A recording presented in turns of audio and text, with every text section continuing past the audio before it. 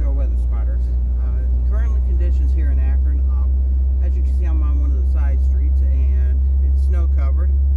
Summit County does have a level 2 snow emergency out there.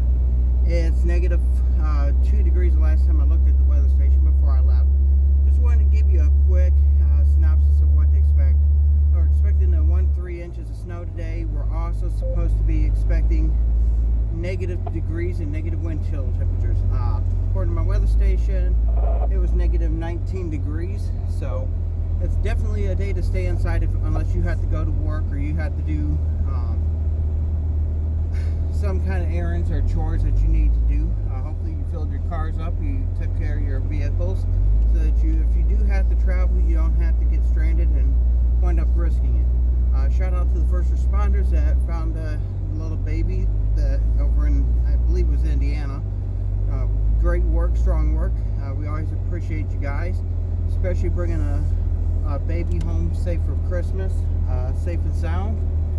It's really an appreciative thing. And with that, just going to ride you along here with the Northeast Ohio Weather Spotters, and I'm trying to get going to four-wheel drive here.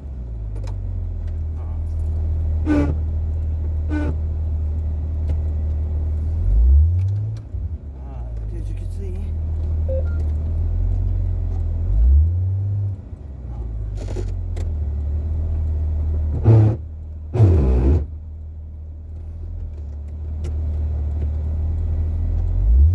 I got froze.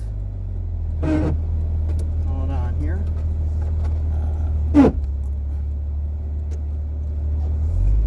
There we go.